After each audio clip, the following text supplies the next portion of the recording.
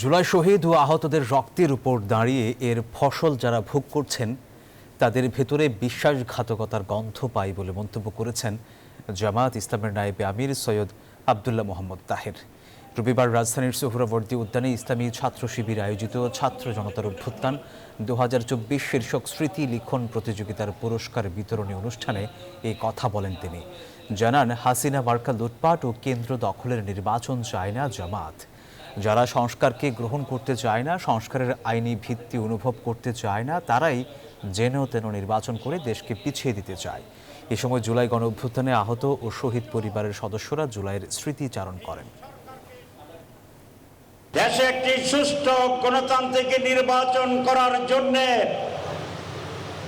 বাংলাদেশের স্বাধীনতা সার্বভৌমত্বকে অক্ষুণ্ণ রাখার জন্য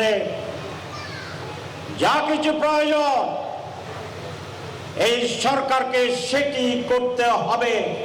না হলে জনগণের সাথে বিশ্বাসঘাতকতা হিসাবে, শহীদদের সাথে বিশ্বাসঘাতক হিসাবে, যারা রক্ত দিয়েছেন, ত্যাগ করেছেন, তাদের সাথে বিশ্বাসঘাতক হিসাবে ইতিহাস আপনাদেরকে চিহ্নিত করবে।